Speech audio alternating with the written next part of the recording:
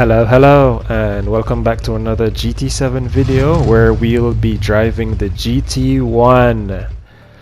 Back at the Fuji International Speedway, we'll be doing this online time trial, trying to beat the time of 1:33.488. Of course, the leading time 1:30.7. No idea how they do it, but we will do our best. I do not own the GT1, so we'll be renting this car for free to go around and try to set the best time that we can at the Fuji International Speedway. So following the steps that we've normally followed, where we just drive and set a time. So here we go, and away we go. This car has a lot of kick, I must say. Of course it's a Le Mans car, so of course it does, but I wasn't expecting this much. Anyway, it took me a while to get a bit of control over it, and here we go on this main straight into the start time, and now we've started. Using the stop markers on the side, I should have stopped at 150, but I overshot it there a bit, ended up missing the brake marks. But anyway, this is just to set a time, and off we go, still making that corner. And up to this second corner, drop down to second gear, coming around back on throttle, and into this corner here, which is kind of tricky because you have to be on and off the throttle to get it perfect. Took a couple of tries, but I eventually got that corner better. Ended up running off here. Added a bit too much throttle.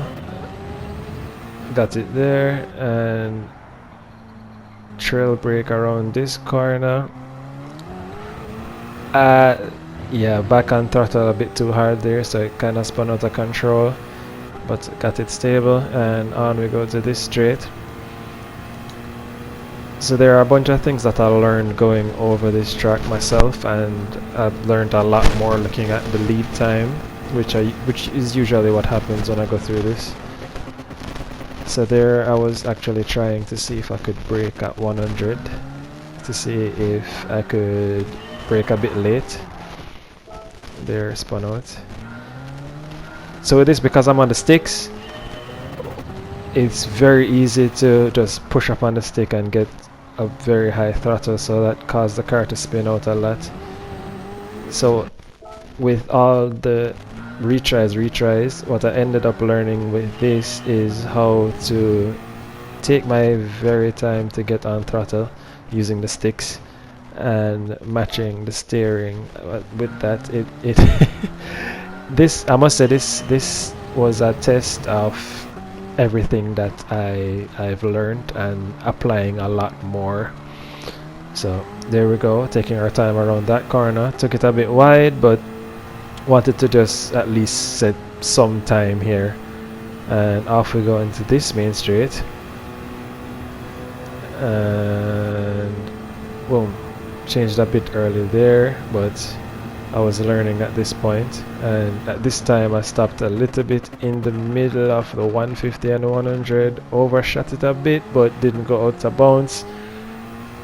Back on throttle into this corner, and brake in the middle of the 100 and the 50 there, back on throttle coming out of that corner, and I would brake at the sidewalk, well, the pathway there, and back on throttle at the other pathway there, off throttle going down to 1 for this corner, and back on throttle changing into 2, then 3, and then keeping on throttle flat out for these 2 consecutive corners, and on brake as soon as I hit the Dunlop sign.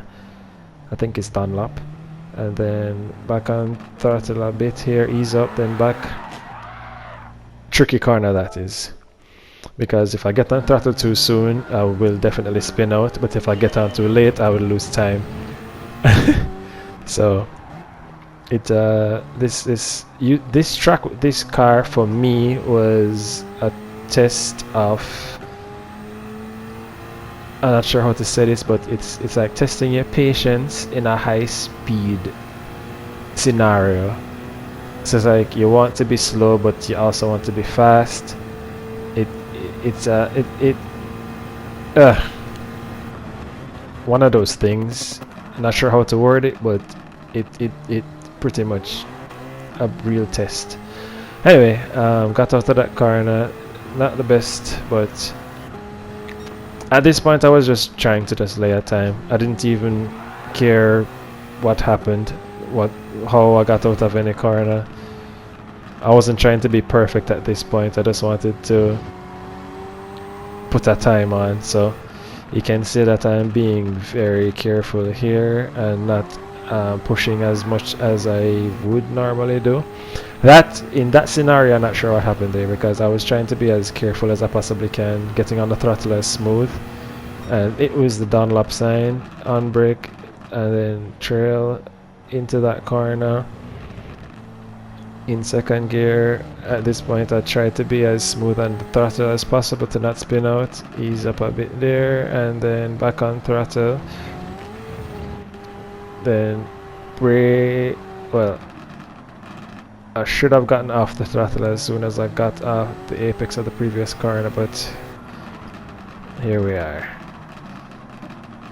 Drifted a bit wide for that one, but again the goal here was just to set a time, just to see how close I would be to the goal and how much improvement I would definitely need. And in this case I am 4 seconds off. So with a time of 1:37, ended up going again to see if I can at least try to do some damage by shaving off a bit at a time before I load the ghost. So here you can really see that I'm trying to be careful still. Just trying to get a better, pretty much redo the lap that I just did, but tightening up the corners a bit. But you can pretty much say that I'm driving the same way. And here at the Dunlop, as soon as you hit the Dunlop or the shadow of the Dunlop sign, you go and brake. You can go down to 1 at this corner, which you would see me doing later times. But at that point I thought that being in 2 would be better because of how fast the car is coming out of certain turns. With some cars I find that, especially some of these racing cars, the GT1 cars, the Vision GT cars, when they're of these high power, being in a higher gear sometimes help when you get on the throttle coming out of the corner. So that's why I was in 2 at that point. But anyway, you find that in these initial stages I exit certain corners in the second gear to avoid spinning out. So I did it there for the first. I was looking back to see if the ghost was there, and it's here now. So this is the ghost for the 138.338. And here you can see I went on brake at 150 and back on throttle. So at this point I'm actually ahead of the ghost for the 138, and found that I don't have to be on the brake that long for that corner. Probably get on brake for about like a second and then back on throttle coming out, which is what I tried to do there. And similar for this corner, you get on brake, go downshifting to 1, let the car roll, and then back on throttle as soon as you can see the rest of the road.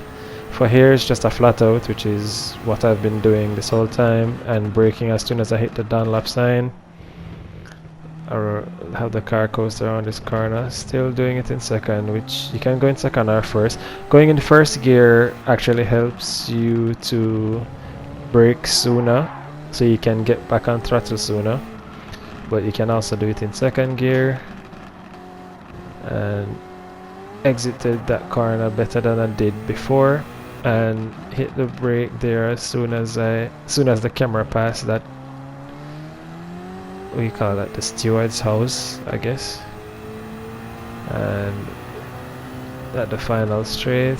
I'm ahead of the Ghost at this point, and being this far ahead, I actually assumed that I would have gotten a better time than 136, but still broke the record, still broke my personal best of 138, now at 136.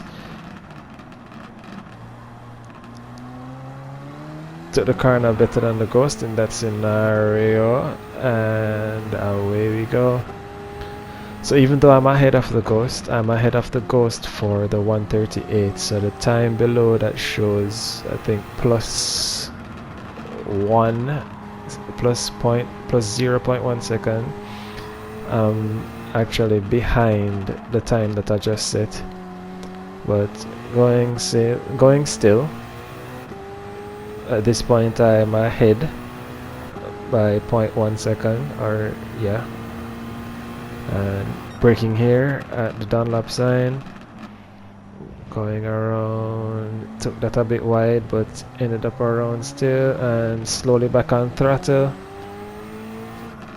Ease up here, keep it tight to the right, drift to the left, back on throttle, and then off the throttle as soon as the red finish on the left, but ended up getting back on throttle too soon, restarting, well, exit here. So this time now I'm at 136.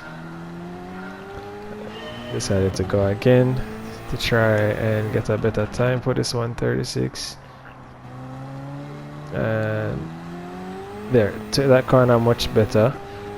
Based on what I remember from driving the Fuji Speedway, when I'm at that corner you would go wide and then come in, and as soon as you hit the apex of the corner you on throttle, and that's what I tried to do there, and it seemed to be much better than I did in previous times. Braking here at the 150,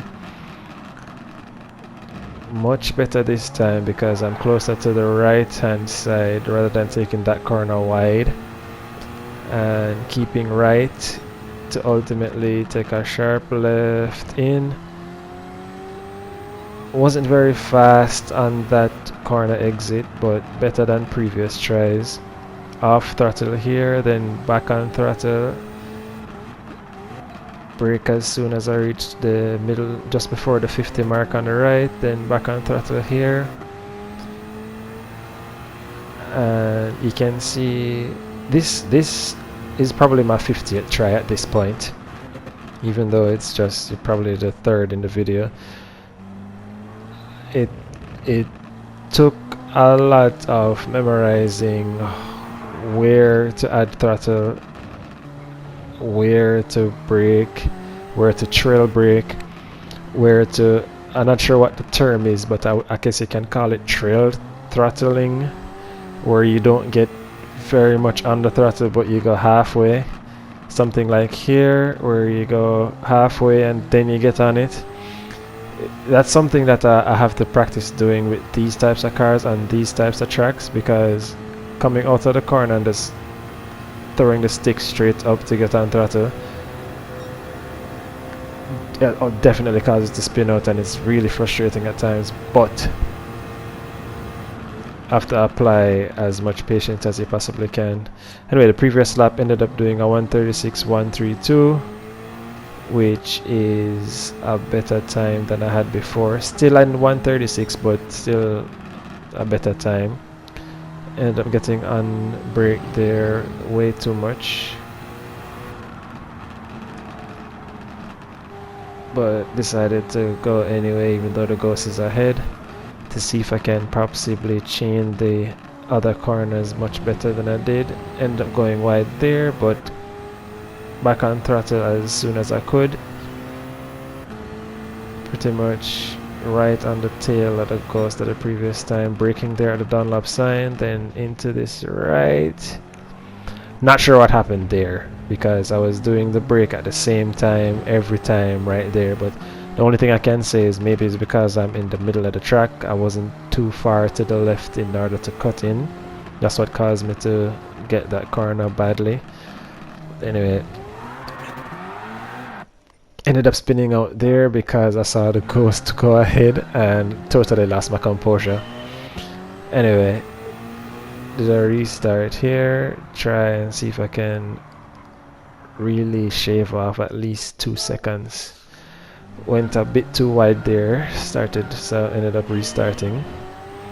So going wide here and then on trail braking into this corner.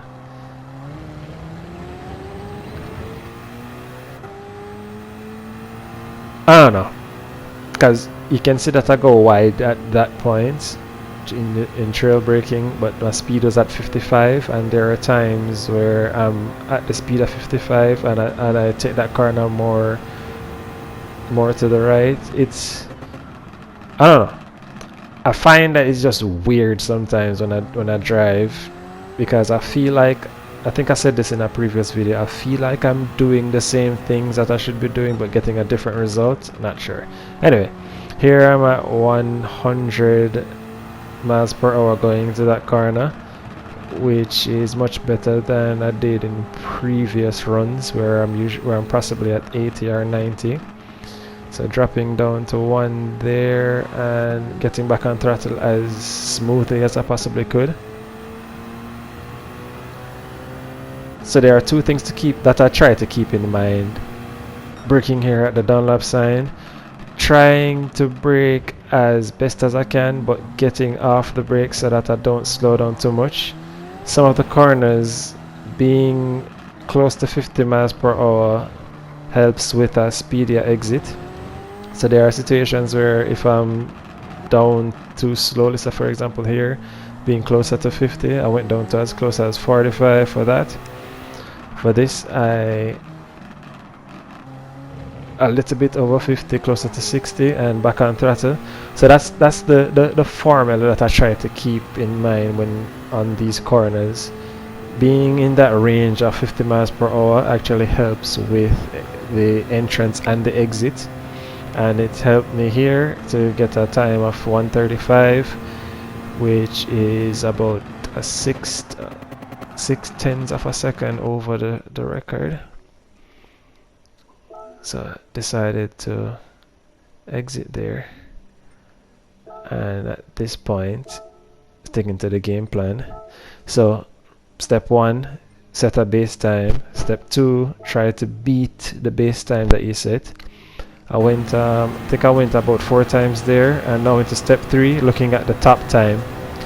So this is the replay of one of the top times in the world, and here you can see that they brake at 150, going down to 1, and then pretty much going into second gear immediately, and then back on throttle. He's trying to see it again, downshift all the way down to 1, and then on second, pretty much down to 1 from at the 150 marker, and then as soon as they hit the apex of the corner, they immediately go into second gear, which is something that I wasn't doing. I tried to exhaust the first gear before changing. So here they brake at 150. The reason I'm replaying it so much is I was trying to see how they stop the brake level that's applied. So here, full brake and then trail brake and then back to second gear and on throttle coming out of that corner, going into third gear. For this corner, they hit the brake closer to 50 and have the car coast. Yeah, you can see that I was trying to see it. So past the 100, close to 50, then hit trail brake. The speed that they're going was 106 before they get back on throttle. Brake at the crosswalk there, or the pathway, and then back on throttle again. Down to 1, then right. So exiting the corners, I can see that the upshift, which goes back to what I was mentioning before, that going into a higher gear actually helps when you get on throttle. The brake there at the same part at the Dunlop sign, going down to 1, upshifting in first gear, then shifting, go wide and then cut in, still in second gear, coasting, back on throttle there. So I was doing something similar. I just needed to tighten up a lot of the techniques. So here in first gear, then on second gear before coming out of the corner. Took that very wide. For me, when I take that corner that wide, when on throttle, I tend to spin out, so I try not to go that far over. Not sure how they accomplish that, really. Sometimes I tend to think that they're driving a different car, honestly. Anyway. This was me now attempting to follow the ghost of the lead time. I did it before, which is why I now have a time of 1:34.7 instead of the 1:35.035 that I had before.